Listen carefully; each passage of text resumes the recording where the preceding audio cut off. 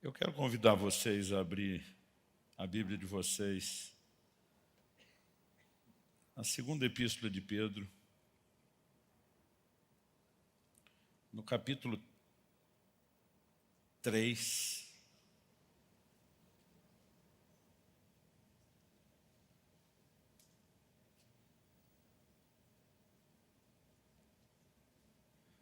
E eu quero ler com vocês os versos.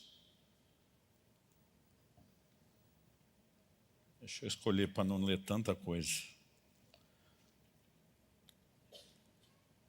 Vamos começar no verso 9 e nós vamos até o 14.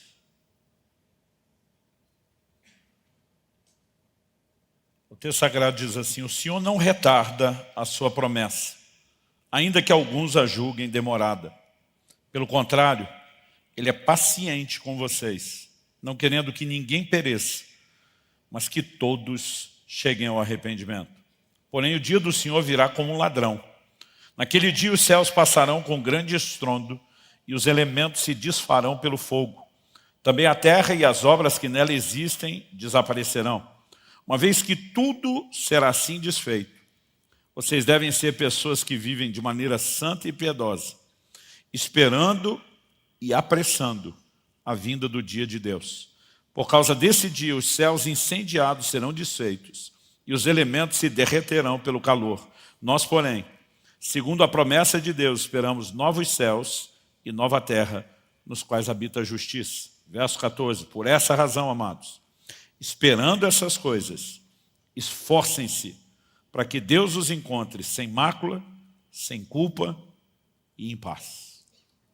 Pai, pedimos graça e favor do alto, pedimos que o Teu Espírito não apenas abra a nossa capacidade de entendimento, nos levando além daquilo que é natural, racional, humano, para aquele lugar de perspectiva e entendimento espiritual, mas nós oramos que a Tua palavra trabalhe em nós, que ela produza resposta de fé, que ela produza entendimento e alinhamento prático e que ela de fato possa produzir na nossa vida aquilo que o Senhor tem planejado, desejado realizar em cada um de nós. Nós oramos por isso e te agradecemos desde já, certos de que o Senhor fará algo, em nome de Jesus.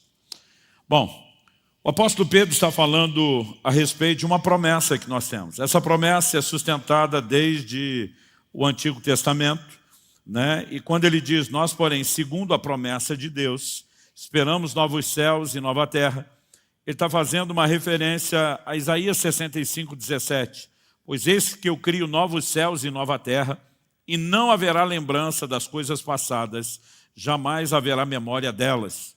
Também no Salmo 60, em Isaías 66, 22, no finalzinho já do livro, Deus diz, porque assim como os novos céus e a nova terra que hei de fazer estarão diante de mim, diz o Senhor, assim também estão diante de mim a posteridade e o nome de vocês.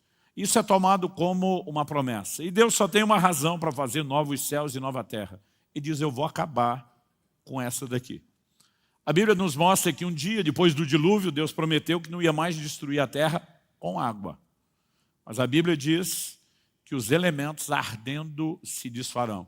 Nós não sabemos exatamente como será, mas a Bíblia diz que esses céus e essa terra estão sendo entesourados, guardados para o fogo. Verso 7.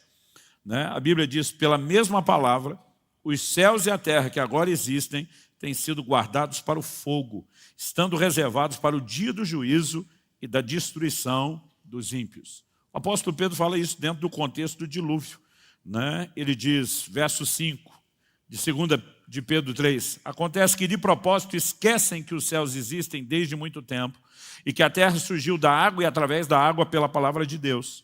Com base nessa palavra, também o mundo daquele tempo foi destruído, afogado em água.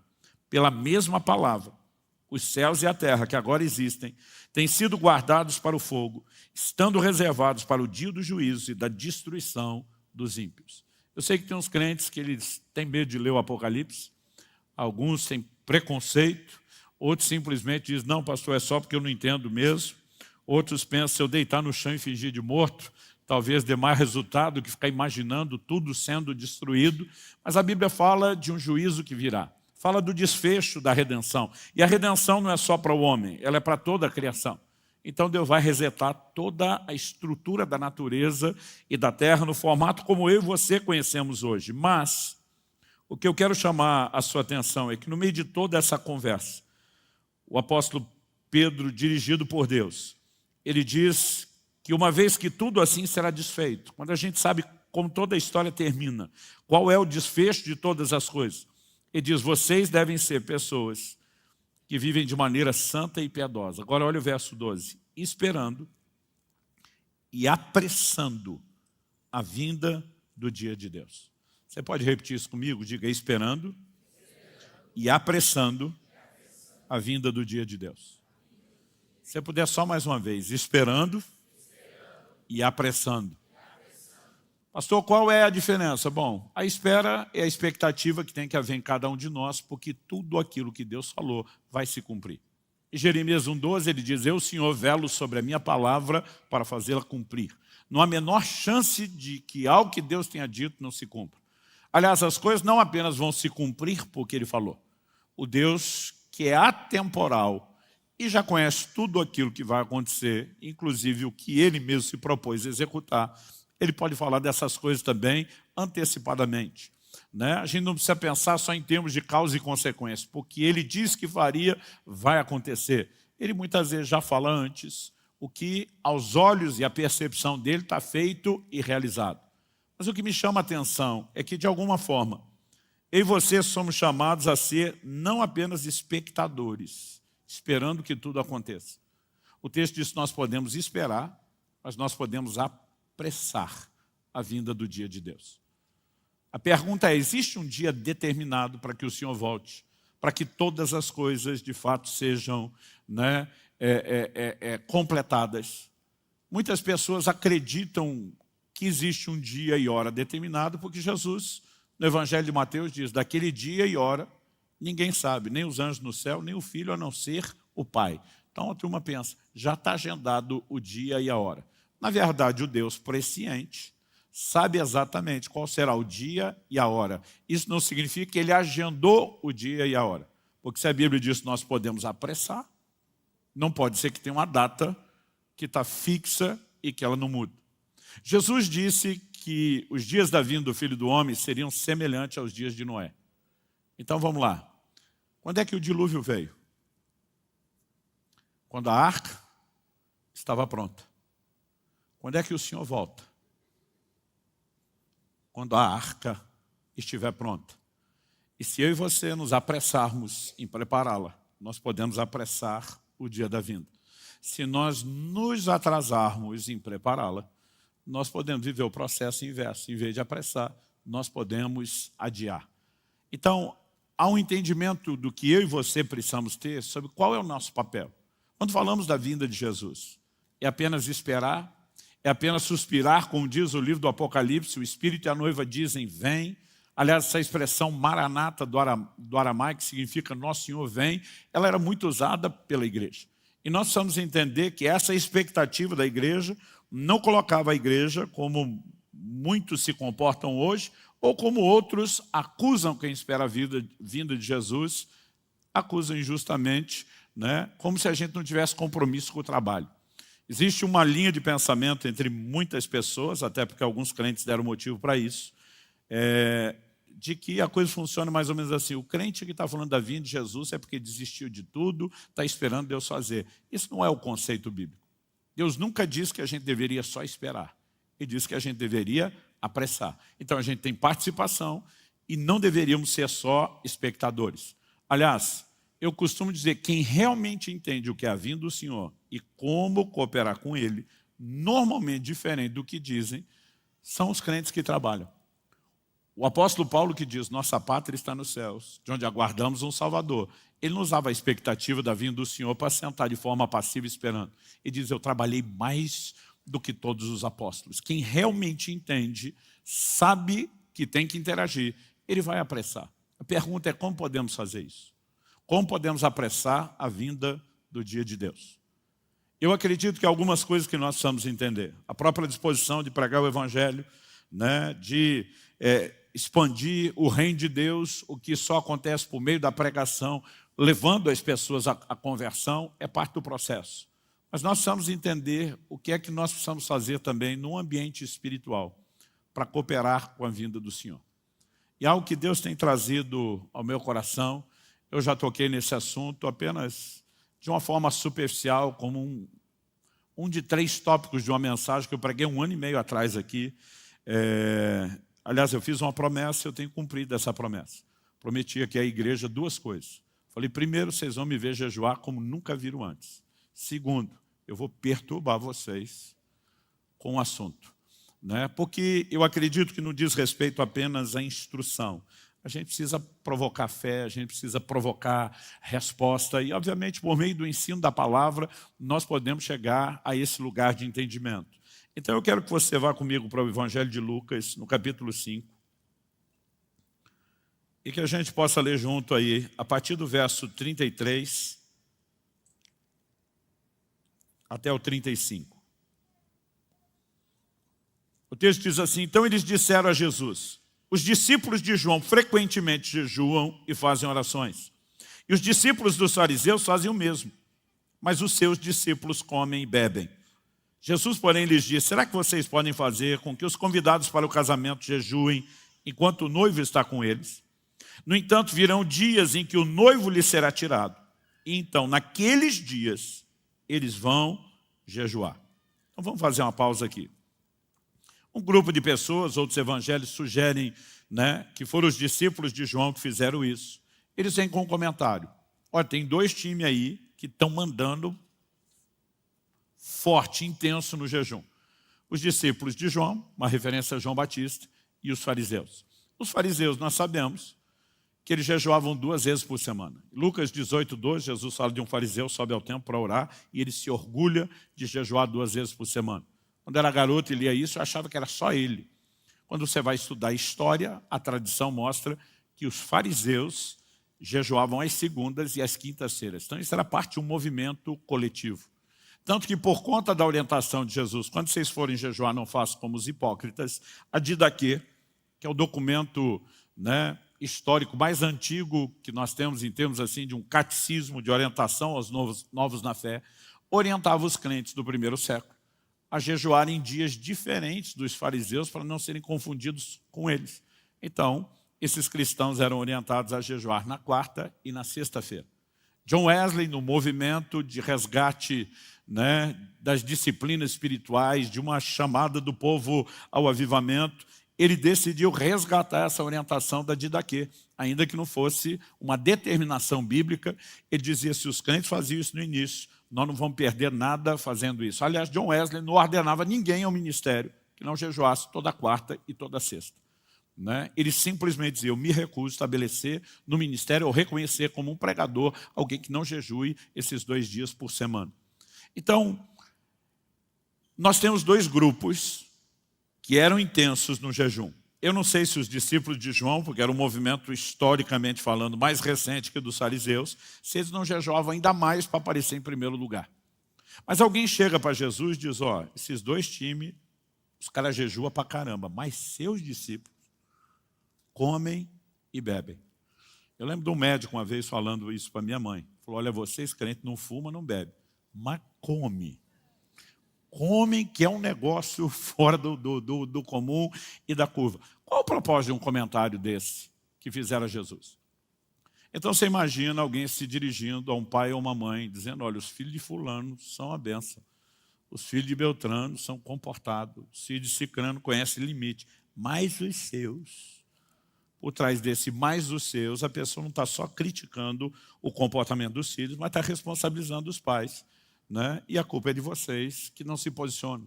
Então, naquela cultura, atacar o discípulo já era atacar o mestre. Mas fazer isso diretamente ao mestre era uma forma de responsabilizar. É o Senhor que não está ensinando eles a jejuar. E é nesse momento que Jesus dá uma resposta que, para mim, ela é clara e indiscutível, no sentido de colocar o jejum como uma prática da nova aliança. Eu vejo muita gente falando, isso é coisa do Antigo Testamento, isso é coisa da lei. Né? Mas Jesus diz, olha, Os convidados para o casamento não podem jejuar enquanto o noivo está presente. Dias virão em que o noivo será tirado.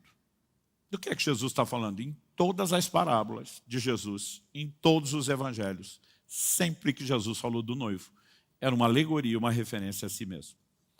Então Jesus disse, enquanto eu estou junto, não vai rolar o jejum. Mas quando eu for tirado, eles vão jejuar. Ele garantiu isso. Isso foi uma determinação sobre a vida dos seus discípulos. Quantos discípulos de Cristo temos aqui? Então está valendo sobre você o que Jesus falou. Eles vão jejuar. Fala para alguém perto de você e fala assim, eles vão jejuar. Como se não fosse de você que você estivesse falando, né? Então, o Senhor Jesus garantiu que isso aconteceria. A partir de que momento? A partir do momento em que o noivo fosse tirado. Então, Jesus está dizendo, depois da minha morte e ressurreição, quando eu for assunto elevado aos céus, durante todo o tempo da minha ausência. E normalmente a gente só para pensar que a saída do noivo determina o início do jejum. Mas o que a gente não para pensar é o assunto que nós queremos discutir sobre a volta de Jesus. A volta de Jesus é apresentada como a vinda do noivo para o casamento. O maior evento no calendário de Deus é um casamento. E nós estamos esperando ele acontecer. É quando o noivo regressará para a igreja, a sua noiva. E nós teremos o que a Bíblia chama de as bodas do Cordeiro. Então Jesus está dizendo que o noivo se ausentaria e durante o tempo da sua ausência seria um tempo de jejum. Isso significa que quando ele voltar, o jejum acabou. Então o jejum não só é para agora, como ele tem prazo de validade. Vai ter uma hora que termina. Quando o Senhor voltar e nós tivermos as bodas, a Bíblia diz que vai ter mesa arrumada, que o próprio Senhor vai nos servir. Aliás, ele disse para os discípulos na última ceia, eu não beberei de novo do fruto da vide, até que de novo aquele dia no reino do meu Pai, eu volte a beber com você. Eu não sei exatamente qual vai ser essa dinâmica de comer com ele no seu regresso, porque em algum momento parece que a comida deixa de rolar. Paulo diz sobre o estômago que Deus fez para receber os alimentos para ser digerido no estômago, mas ele diz, Deus vai destruir tanto um quanto o outro. Então parece que é hora de comer agora e que em algum momento nós também não vamos poder fazer isso. Mas a Bíblia está sinalizando que o jejum tem prazo de validade. O que normalmente a gente não para pensar é, será que de alguma forma há uma relação com apressar a vinda do dia de Deus e a prática do jejum? Então eu gostaria que a gente pensasse algumas coisas sobre a temática da vinda de Jesus, que é assunto para a conferência, né? E eu queria que a gente pudesse enxergar um pouco da relação que essa prática e essa disciplina espiritual tem com o que nós estamos querendo conversar. Quando falamos a respeito da vinda de Nosso Senhor, algo que nós não podemos negar é a declaração do apóstolo Pedro lá em Atos, no capítulo 3, dos versos 19 a 21. O apóstolo Pedro pregando, ele diz assim, arrependam-se, pois, eu vou ler na NVI, voltem-se para Deus, para que os seus pecados sejam cancelados, para que venham tempos de descanso, outra tradução diz de refrigério da parte do Senhor, e ele mande o Cristo, outra tradução diz, envie ele o Cristo, o qual lhes foi designado Jesus. É necessário que ele permaneça no céu até que. Você pode repetir isso comigo? Diga até que. Até que chegue o tempo em que Deus restaurará todas as coisas, como falou há muito tempo, por meio dos seus santos profetas. Em outras traduções, nós lemos, é necessário que os céus o contenham, traduzindo, segurem para que ele não volte, até o tempo da restauração de todas as coisas de que Deus falou pela boca dos seus santos servos, os profetas. Quando a gente estuda escatologia, a expressão escatologia é a soma de scatos, no grego último, e logia. Eu estudo as últimas coisas. Algo que nós não podemos negar é que, independente de qual seja a cronologia dos eventos escatológicos, que cada grupo escola teológica acredite, algo que ninguém pode negar, antes da vinda de Jesus, é necessário que aconteça primeiro a restauração daquilo que ele falou pela boca dos seus santos servos, os profetas. O que Deus está querendo dizer com isso? Ele não está só dizendo que é necessário que profecias se cumpram. Elas vão se cumprir, é fato. Mas ele está falando de algo específico. Ele fala da restauração do que foi dito pela boca dos profetas. Para que haja uma restauração do que foi dito pela boca dos profetas, Só tem um jeito de ser restaurado. É se essas profecias já se cumpriram primeiro. Então ele não está falando só de todas as profecias que faltam ser cumpridas, mas ele está falando de um leque menor, reduzido de profecias, que um dia já se cumpriram, mas elas terão cumprimento replicado antes que Nosso Senhor regresse. Então isso é uma lógica assim, inquestionável, independente de qual seja. Aí tem o grupo lá que crê que Jesus vem antes da tribulação, que vem no meio, que vem depois. O que não pode ter é quem acredita que ele não venha, porque a Bíblia é muito clara sobre seu regresso. Não importa a escola teológica, escatológica, não dá para negar. A Bíblia diz, convém que os céus o segurem, ele vai permanecer lá, até que chegue o tempo da restauração do que Deus falou pela boca dos seus servos, os profetas. Entre as profecias que Deus já disse por boca dos seus profetas e que terão cumprimento replicado, nós temos uma que é indiscutível. Em Joel, no capítulo 2, no verso 28, nós vemos Deus dizendo, e acontecerá depois, que derramarei do meu espírito sobre toda a carne. Vossos filhos e vossas filhas profetizarão, vossos jovens terão visões, sonharão os vossos velhos, até sobre os servos e as servas derramarei do meu espírito naqueles dias e profetizarão. Interessante que quando Joel fala isso, ele está falando de um monte de coisa que aconteceria, aconteceu para a sua geração. Mas quando chega no verso 28, ele diz assim, e acontecerá depois. O que significa acontecerá depois? A gente pode imaginar, Deus está apresentando alguns requisitos que têm que ser preenchidos, e como consequência do preenchimento dos requisitos, nós teremos o resultado. Mas ele também pode estar dizendo, ainda que os requisitos sejam preenchidos, não vai acontecer agora. Vai acontecer depois. A pergunta é, qual das duas coisas Joel estava falando? Particularmente, eu creio que foram as duas. Tinham requisitos e tinha uma sinalização de tempo. E a Bíblia é indiscutível sobre isso. Né? O assunto é indiscutível. Por quê? Quando você olha para os dias de Joel, Deus agiu, Deus interviu, né? Deus moveu. Em Joel, no capítulo 2, no verso 18, diz, o Senhor se compadeceu do seu povo, mas quais foram os requisitos que Deus estabeleceu? Os mesmos que pavimentam a chegada de todo avivamento na Bíblia e na história.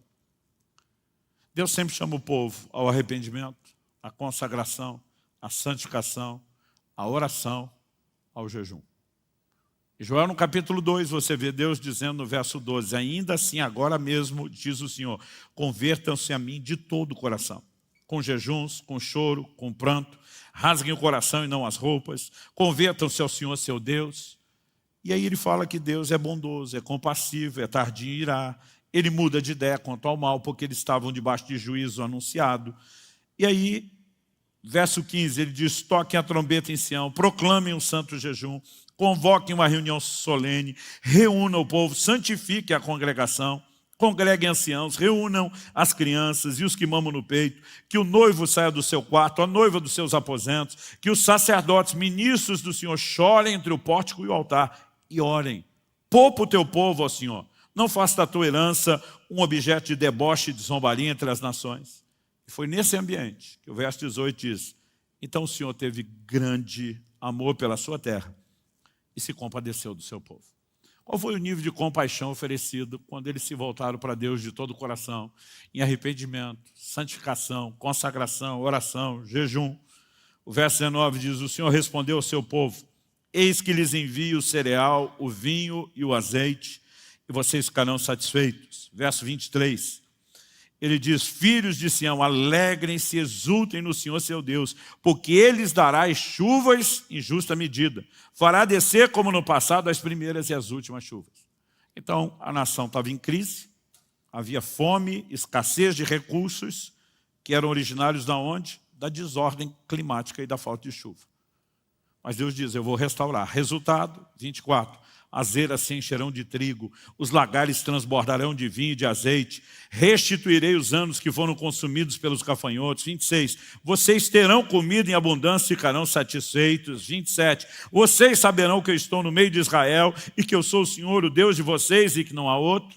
E aí chega o 28 e ele diz, e acontecerá depois, que derramarei do meu espírito. A pergunta é, isso aconteceu na geração de Joel? Não. Não há nenhum registro desse nível de derramar do Espírito Santo. E não só não há o registro de que isso não aconteceu nos dias de Joel, como em Atos no capítulo 2, no dia de Pentecostes.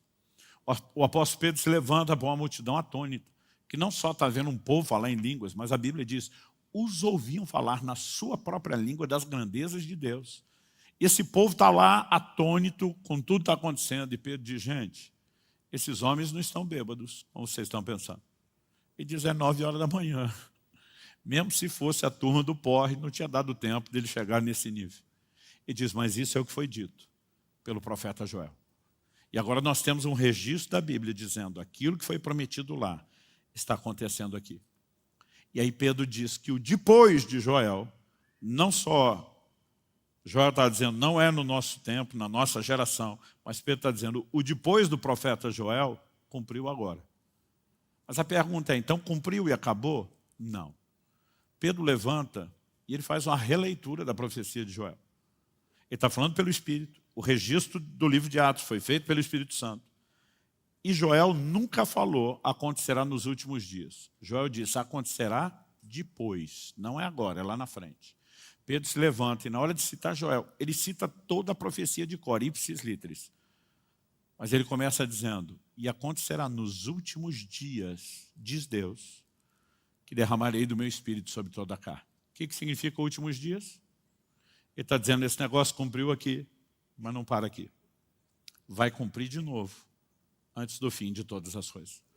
Como sabemos que, além da fala de Pedro, essa profecia foi jogada para ter um novo cumprimento no tempo do fim? Porque ela tem alguns sinais que não aconteceram no dia de Pentecostes. Em Joel, no capítulo 2, nos versos 30 e 31, a Bíblia diz, mostrarei prodígios no céu e na terra, sangue, fogo e colunas de fumaça. O sol se transformará em trevas e a lua em sangue, antes que venha o grande e terrível dia do Senhor. A pergunta é, no dia de Pentecostes, o sol se transformou em trevas e a lua em sangue? Não. A Bíblia não registra nada disso. Mas o que a Bíblia diz é que por ocasião da vinda de Jesus, esses sinais vão acontecer. Mateus 24, 29, palavras do próprio Jesus. Logo em seguida a tribulação daqueles dias, o sol escurecerá e a lua não dará sua claridade. As estrelas cairão do firmamento e os poderes dos céus serão abalados. E então aparecerá no céu o sinal do Filho do Homem. Todos os povos da terra se lamentarão e verão o Filho do Homem vindo sobre as nuvens do céu com poder e grande glória. Apocalipse 6, de 12 a 14. Vi quando o Cordeiro quebrou o 6º selo. Houve um grande terremoto. O sol se tornou negro como pano de saco feito de crina. Traduzindo, o sol escureceu. E a lua ficou toda vermelha como sangue. As estrelas do céu caíram sobre a terra, como a figueira deixa cair os seus cigos verdes quando sacudida por um vento forte. E o céu recolheu-se como um pergaminho quando se enrola. Então todos os montes e ilhas foram movidos do seu lugar. O sol se converter em trevas, a lua em sangue, são sinais que precedem a vinda de Jesus. Não aconteceram nos dias de Joel, não aconteceram no dia de Pentecostes. São sinais que foram prorrogados para o fim. Então, junto com esses sinais, um novo cumprimento, Pedro joga, e acontecerá nos últimos dias, diz Deus, eu vou derramar. Então a Bíblia está dizendo que Jesus não volta, sem que primeiro haja restauração do que foi dito por boca dos profetas. Ou seja, o que aconteceu em Pentecostes vai acontecer de novo. Me ouça com atenção. O maior derramar do Espírito Santo que essa terra jamais viu ainda está para acontecer. Pastor, porque o senhor está dizendo o maior derramar não pode ser igual? Não. Eu vou te mostrar biblicamente porque não vai ser igual e porque que vai ser mais intenso. Quando você olha para todo o discurso de Joel, qual foi a ênfase antes dele falar do derramar do Espírito Santo? Verso 23. Filhos de Sião, alegrem-se, exultem no Senhor seu Deus, porque Ele lhes dará as chuvas em justa medida. Fará descer como no passado as primeiras e as últimas chuvas. As traduções mais antigas, clássicas, dizem a chuva temporã e a serôdia. Então Deus está falando de restaurar o ciclo da chuva, todo agricultor conhecia isso. O que eram as primeiras chuvas, ou a chuva temporã? Era aquela que vinha para amolecer o solo, facilitar a semeadura da terra, para que o solo fosse arado e pudesse ser semeado. Depois vinha um período de estiagem. Então, antes da colheita, quando o tempo da colheita estava se aproximando, vinham as últimas chuvas. Qual era o propósito das últimas chuvas? Acelerar o crescimento, a maturação e a multiplicação do fruto. Então Deus está dizendo, eu vou restaurar o ciclo, porque senão vocês não vão ter o resultado disso. Depois dele falar das chuvas naturais, ele entra no verso 28 dizendo, e acontecerá depois que eu vou derramar as chuvas espirituais. Ele está estabelecendo um paralelo entre um nível de chuva e outro. E quando falamos da vinda do Senhor, já que se aguarda um grande derramar do Espírito, o que é que eu e você precisamos levar em conta? É porque a Bíblia vai amarrando esses assuntos entre si na sua revelação o tempo todo. Tiago capítulo 5, versos 7 e 8, diz assim, portanto, irmãos, sejam pacientes até a vinda do Senhor. Por que Tiago está pedindo paciência? Talvez a mensagem mais pregada para os crentes, desde o início da primeira geração, era o regresso do Senhor. Por ocasião da vinda de Jesus, nós vamos ter o clímax da redenção. Então essa era a mensagem mais pregada. Agora, isso era tão intenso, e todo mundo, porque desde a primeira geração, Deus quis que a gente vivesse na iminência do seu regresso. Ele volta a qualquer momento. Então vamos viver alerta, em estado de prontidão. Isso não significa desistir da vida. Assim como está preparado para a morte, não significa que você fez plano para morrer e não tem plano para viver. Mas ele dizia, tem que estar pronto. Esse povo foi tão incendiado por isso que eles começaram a ir a extremos. Se você pegar a segunda epístola de Paulo aos Tessalonicenses, quando ele diz, quem não trabalha não coma, Paulo está dizendo, aliás, ele faz várias correções e diz, quanto à vinda do Senhor, a nossa reunião com Ele, isso não vai acontecer sem que primeiro tenha esse evento. Ele diz, tem gente aí no meio de vocês dizendo que Jesus já veio. E tem gente que não está querendo trabalhar porque diz, ele vai voltar mesmo. Eu sou parte de uma geração que na década de 80, virando para o início de 90, eu ouvia tanto falar da vinda de Jesus, como hoje não se fala. Nossos cânticos, as pregações, as mensagens, era um negócio assim, a gente ficava o tempo todo, Jesus está voltando, Jesus está voltando, Jesus está voltando. Eu lembro dos adolescentes da igreja. A gente dizia assim, estudar para quê? Jesus está voltando. Trabalhar para quê? Jesus está voltando. O que a gente queria era casar. Então a gente dizia, Maranata, vem Jesus, mas depois do nosso casamento. Como fosse possível casar sem estudar e trabalhar. E esse tipo de mentalidade já tocou a igreja. E eles tiveram que ser repreendidos. Mas aí o tempo foi passando e eles migraram para o outro extremo. Que é o que o apóstolo Pedro fala lá em 2 de Pedro, no capítulo 3.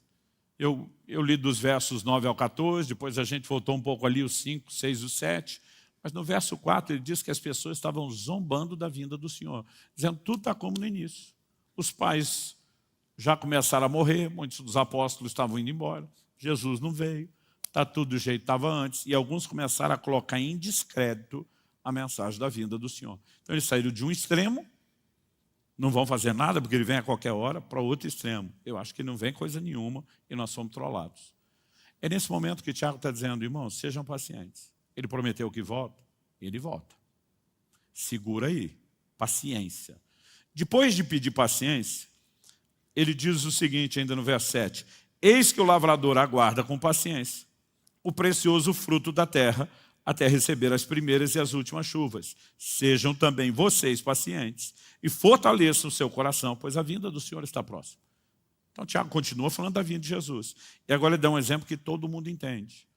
Por quê? Naquela época todo mundo cultivava a terra. Todo mundo tinha a horta lá de casa. Todo mundo entendia exatamente o que era a hora de plantar, o que era a hora de colher. Então ele falou, gente, vocês têm que ser pacientes. E ele está dando um exemplo da paciência que se espera de nós.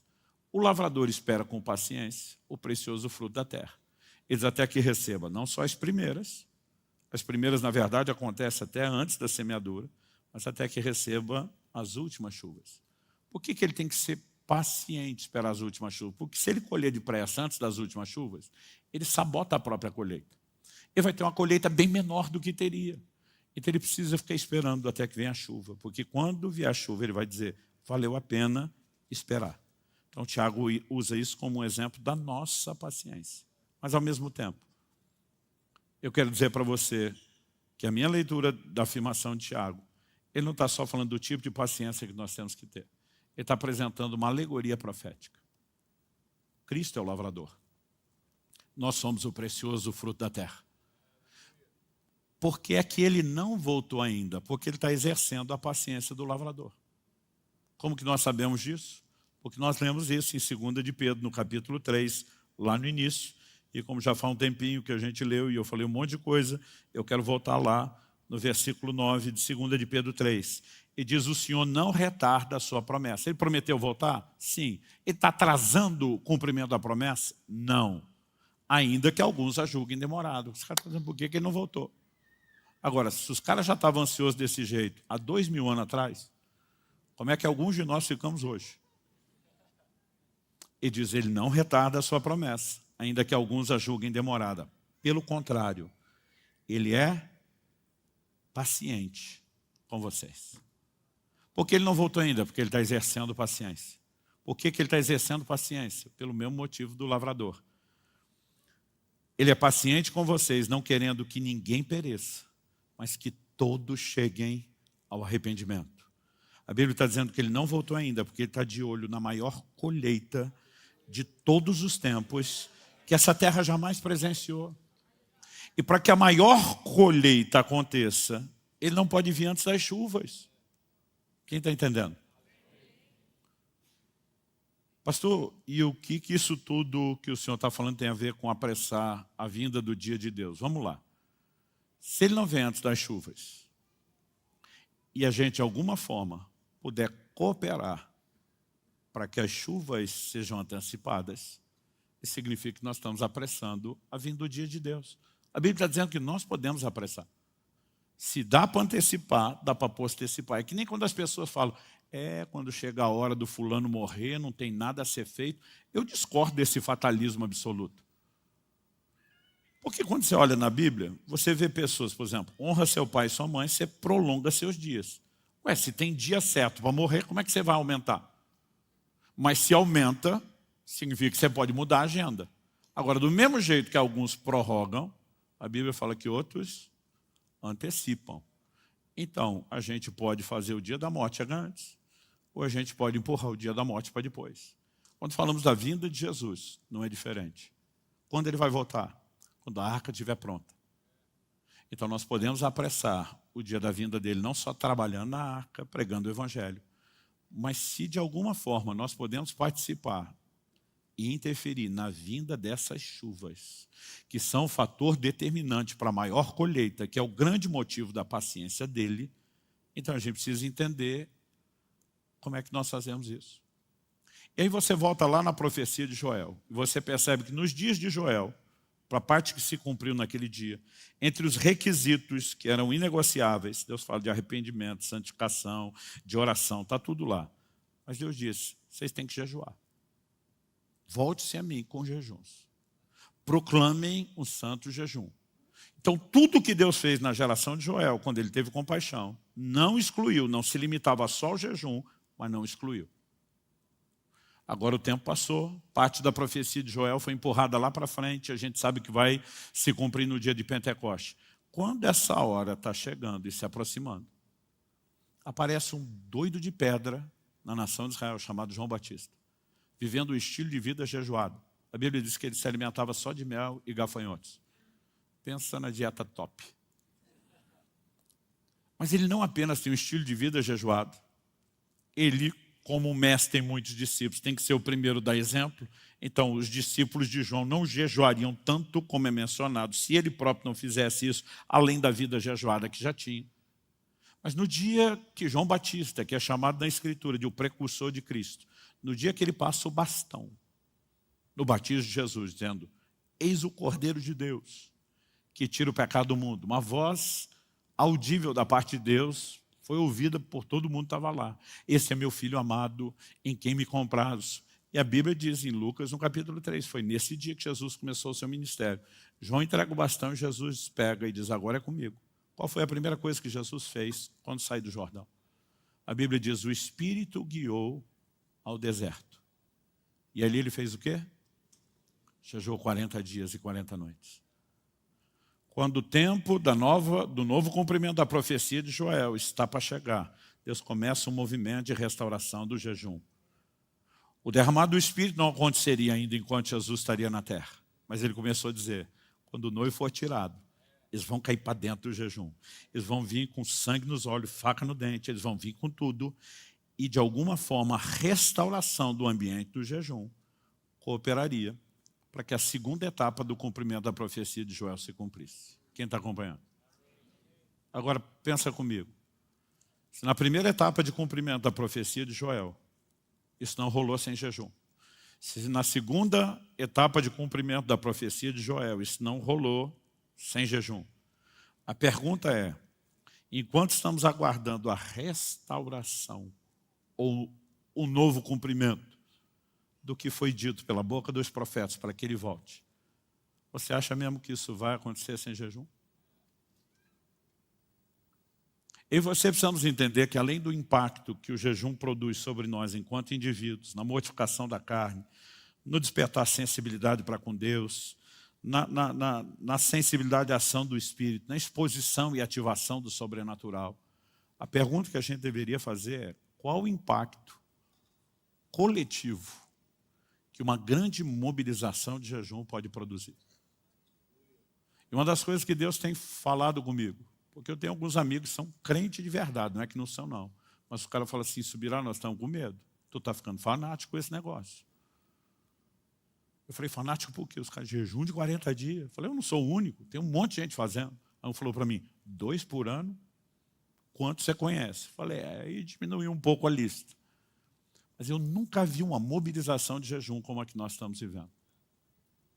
O jejum sempre foi parte, ao longo da história, somado à oração, sua irmã gêmea, de uma preparação para os moveres de Deus. Você sabe onde as maiores igrejas do mundo se estabeleceram e concentraram nos últimos anos, nas últimas décadas? Coreia do Sul. Eu não conheci nenhum lugar no planeta onde os crentes orassem e jejuassem, como os sul-coreanos. Em 2009 eu estava numa série de pregações no Japão, e Kelly e eu conseguimos escapar no meio de 2 semanas de agenda. Nós tiramos 2 dias, pegamos um voo, 2h30, fomos para Seul, fomos para a Coreia do Sul.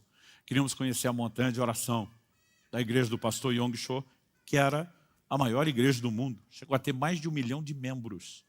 Não estamos falando de uma denominação, gente. Estamos falando de uma igreja. Então, para você ter uma ideia, eles tinham um prédio para 10 mil pessoas, que não dava para nada. Eles construíram uma estrutura anexa de 6 andares, onde botavam mais 10 mil por andar para assistir o culto em circuito fechado de televisão. Hoje a gente chamaria de telão. E eles botavam 70 mil pessoas por culto. E tinha 7 cultos no domingo. Quanta gente eles conseguiam reunir? 490 mil. Os crentes velhos eram proibidos de ir na igreja para os novos poderem ir.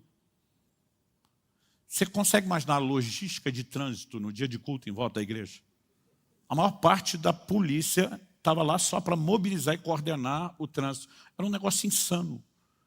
Agora, eles tinham uma montanha chamada Montanha de Oração, onde o povo assim, tirou 30 dias de férias, dava 3 dias de dízimo para Deus. Vamos lá orar e jejuar, vamos buscar Deus. Eu queria muito conhecer a Montanha de Oração. E lá fomos. Quando cheguei com o Kelly, eu já tinha ouvido história, não acreditei, não levei muito a sério.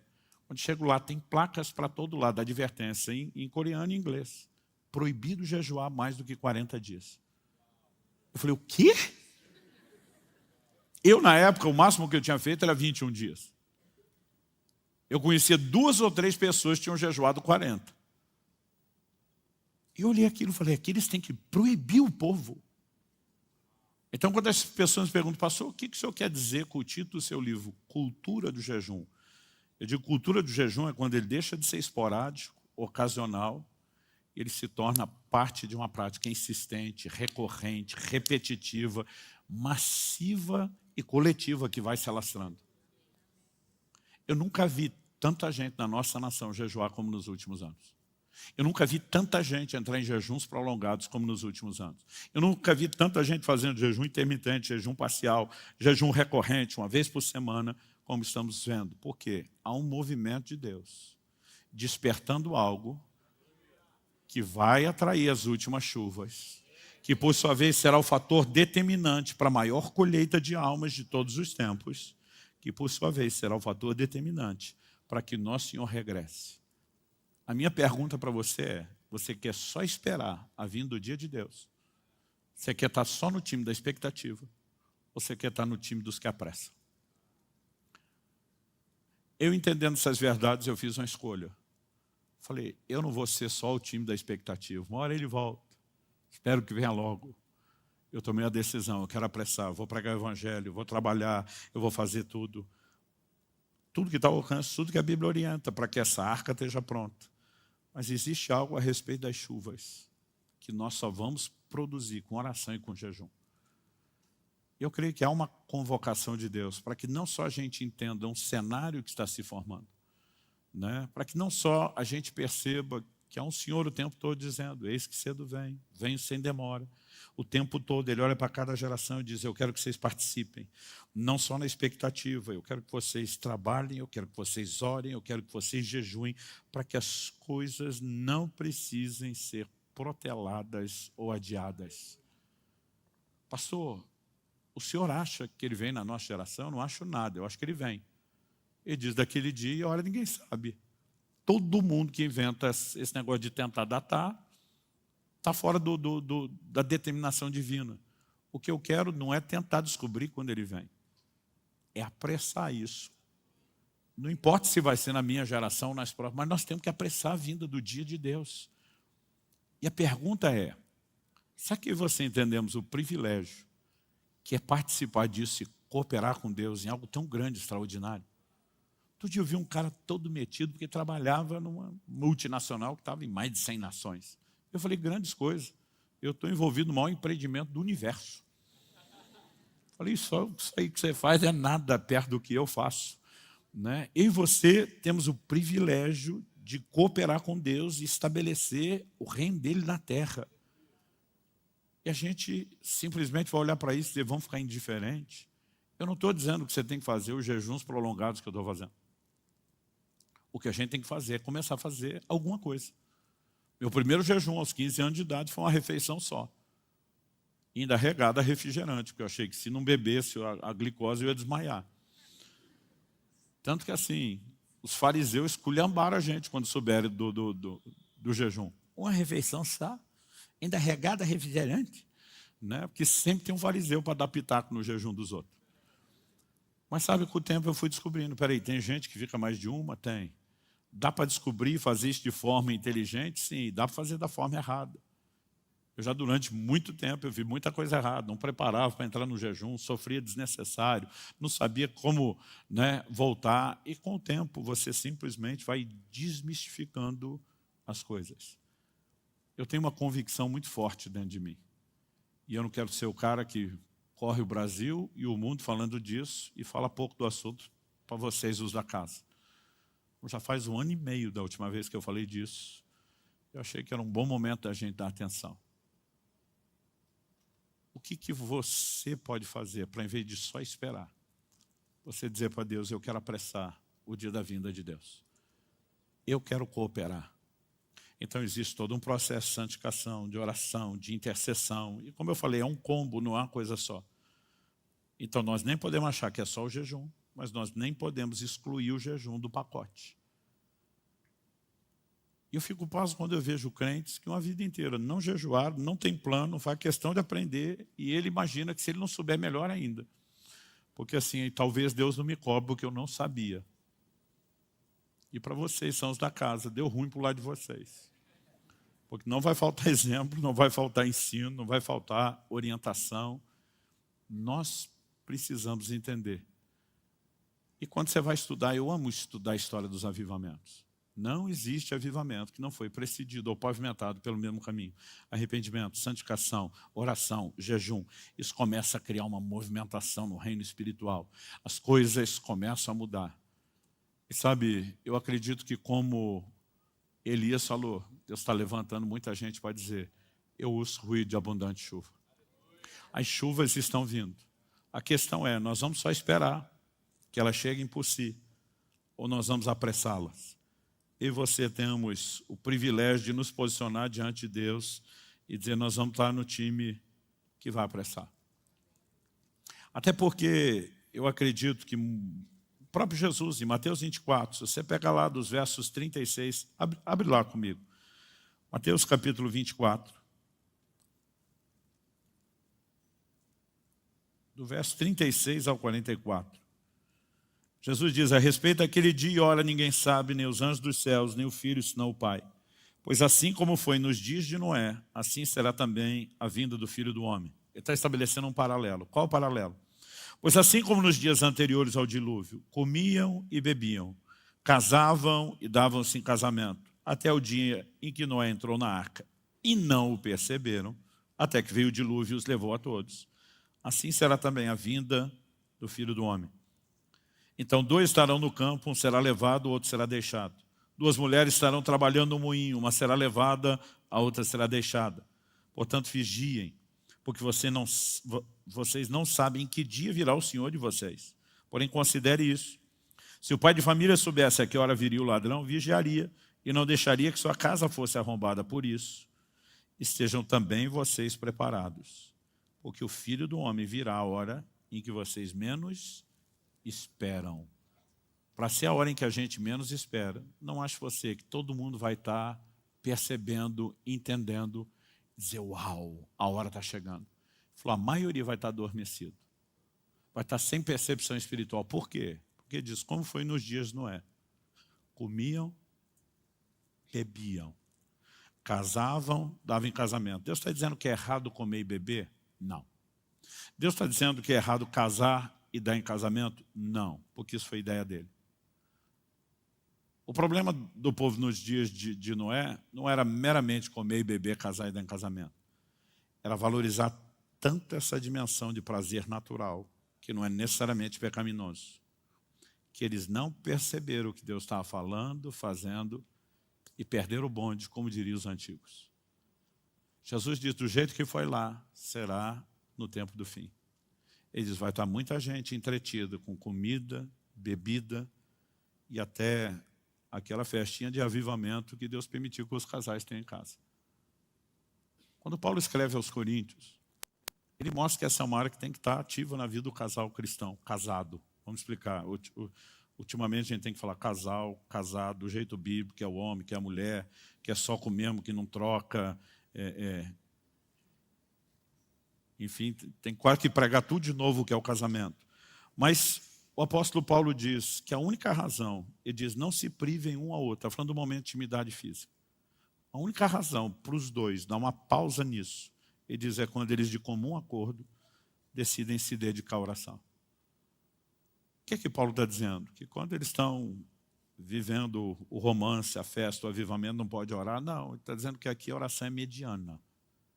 Mas se você quiser entrar no lugar profundo, às vezes você tem que desligar prazeres inferiores para entrar na percepção de prazeres superiores.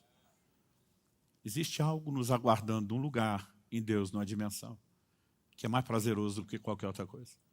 Eu lembro de um dia que eu estava numa mesa com alguns irmãos, eu tinha pregado, a turma sentou para comer, eu já estava mais de um mês em jejum, e alguém falou, pastor, vá para o hotel. Eu falei, eu já não estou comendo, eu posso pelo menos ter comunhão com vocês. Vocês vão continuar falando de Bíblia, do mover de Deus, dos testemunhos, eu quero estar junto. Ah, tudo bem. Eu lembro que uma pessoa olhou para mim e falou, que dó de você. Eu não tive coragem de responder, mas eu pensei, que dó de você. Que acho que quem está perdendo sou eu. E eu só ficava olhando e dizendo, quem está perdendo é tu. Achando que isso aqui é tão importante, que você simplesmente não quer entrar na percepção de algo maior e mais profundo. Há uma convocação sendo feita. Eu estou feliz de ver uma mobilização de jejum nessa casa como nós nunca vimos antes. Mas eu vou dizer, isso é só o começo. Eu acho que o povo por aí vai dizer que nós estamos ficando doidos. E você é parte dos doidos. E eu queria te encorajar a se permitir ser recrutado por Deus. Para o time dos que não só vão esperar a hora que as coisas aconteçam por si, para jogar no time daqueles que vão dizer, nós vamos apressar. Nós vamos atrair isso. Você recebe essa palavra? Vamos ficar em pé.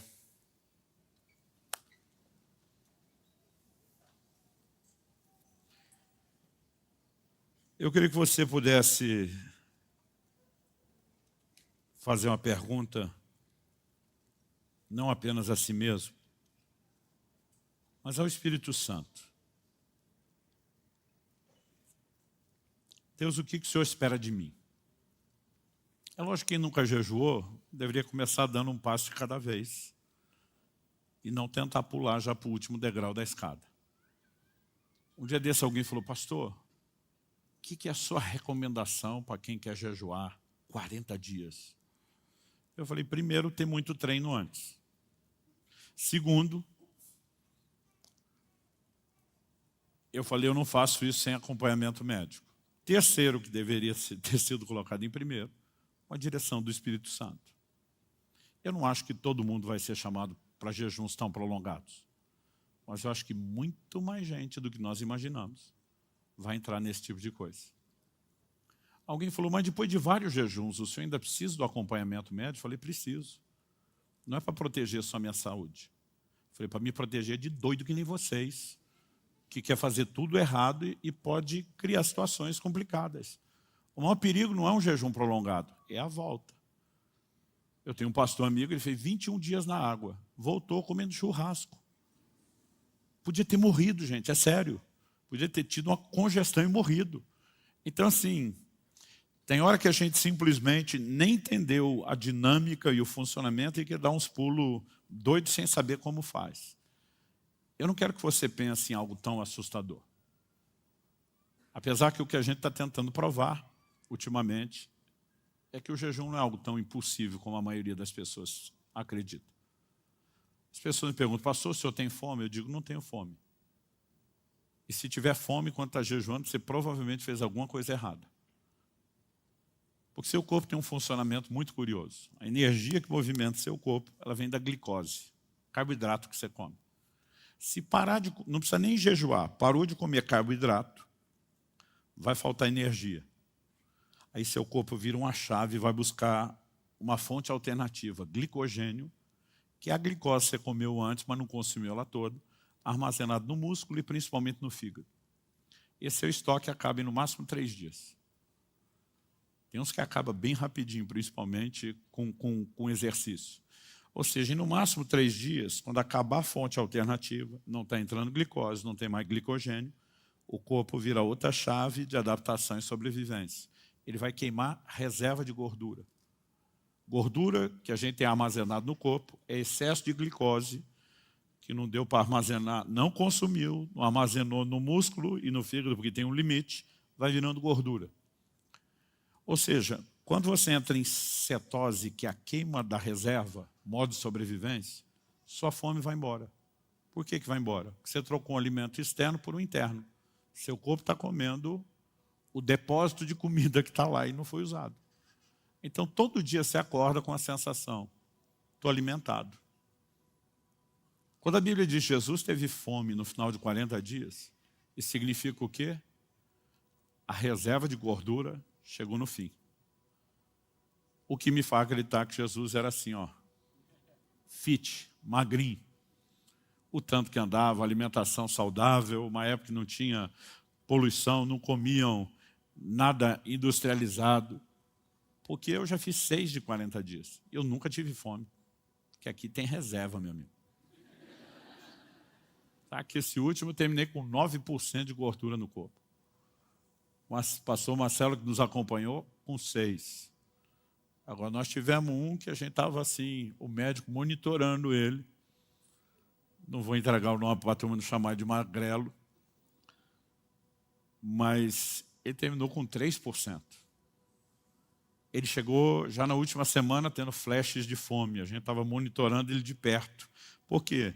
Quando a fome vem, é porque a reserva de gordura acabou, vai começar a estar de inanição, consumo de tecido vivo. Aí é preocupante. Até chegar lá, você sabia qual é o recorde mundial de jejum?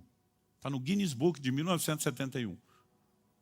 Um escocês jejuou 382 dias, mais de um ano. Tá certo, começou com mais de 200 quilos. Terminou com 83, ou seja, tinha reserva pra caramba.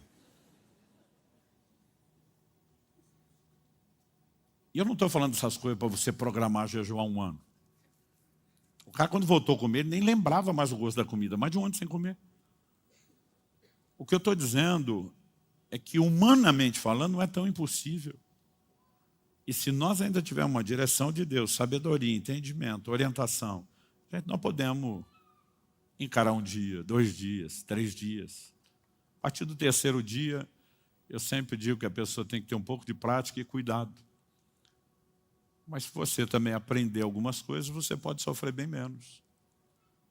Eu lembro de um dia, falei para o nosso finado, saudoso pastor Francisco, eu na época ainda fazia jejuns de no máximo uma semana, ele já tinha feito 30, 40 dias.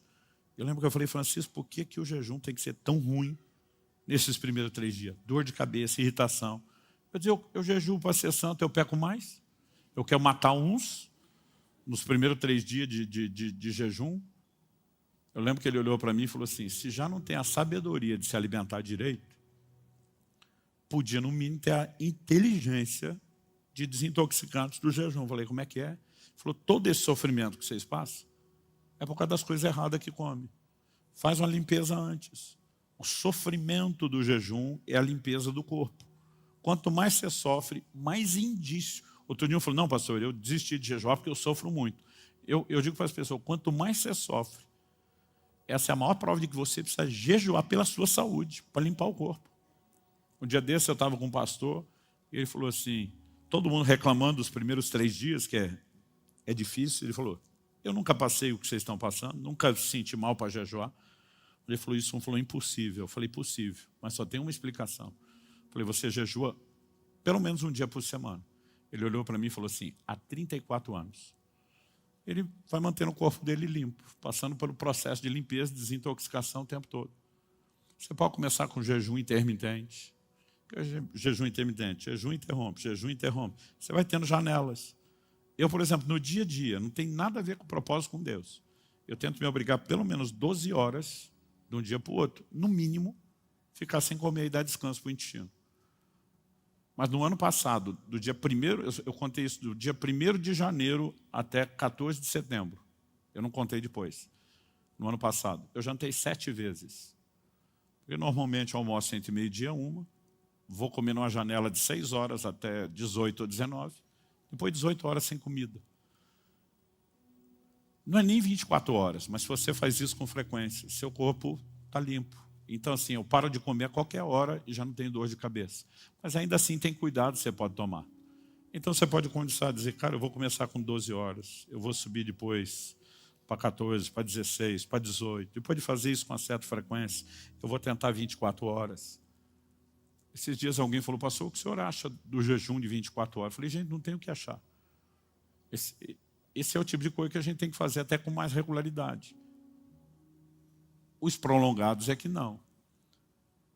Mas à medida que a gente vai aprendendo e entendendo o que é que Deus quer, para onde Ele me chamou, e a gente consegue corresponder com aquilo que é esperado de nós, isso basta. Eu conheço gente que nunca fez jejuns prolongados, mas jejua com frequência, com regularidade.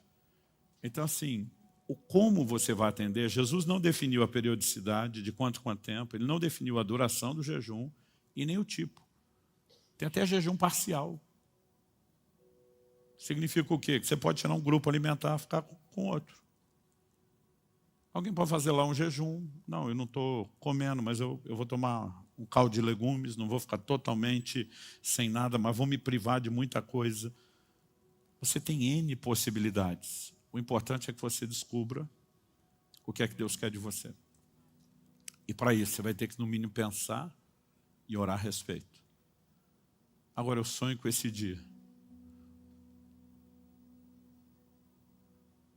onde nós vamos ter uma mobilização sem precedentes. Eu ando por aí, pelas nações, sabe o que o povo diz para a gente? E diz, vocês brasileiros, são dos poucos que a gente conhece, que está almoçando já está planejando a janta. Está jantando, já está planejando a comida. Ele falou assim, vocês respiram comida, é algo emocional. Eu falei, deve ser. Porque eu achava que o resto do mundo era que nem a gente. E é frustrante ver que eles não são. Mas, de repente, você começa a perceber, isso não precisa ser o centro de tudo. Outro dia alguém falou, pastor, mas 2 por ano. Eu falei, eu tenho o resto da vida para comer. Eu estou dando 2 pausas maiores. Eu tenho o resto do ano para comer. Pai, a tua palavra foi compartilhada e eu oro que essa conversa seja esclarecedora não só no nível da mente. Se o Senhor não vivificar a palavra, terá sido só uma aula escatológica ou talvez fisiológica sobre o jejum. E nós precisamos mais do que isso. Eu oro por um sopro de Deus nessa casa.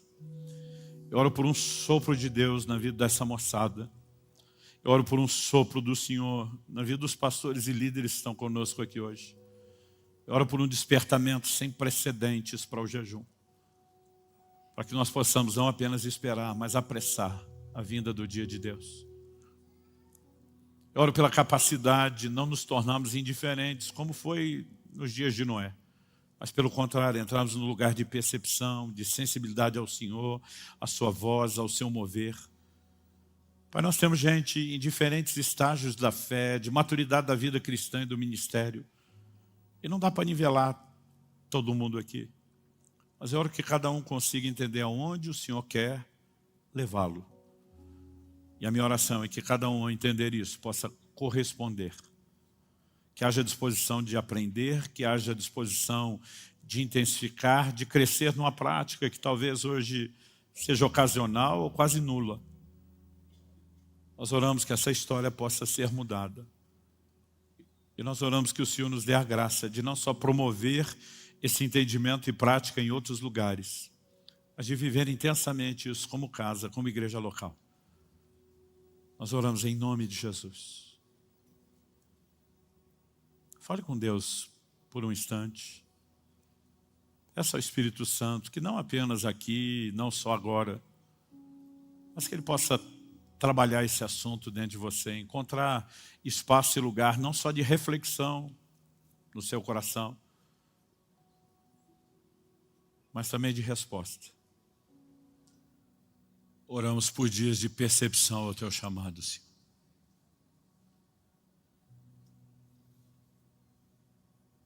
Clamamos por isso em nome de Jesus.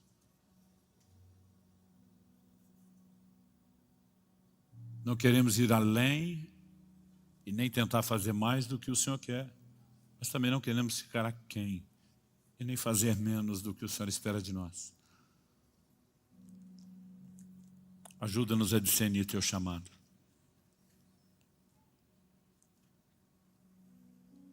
Nós oramos em nome de Jesus.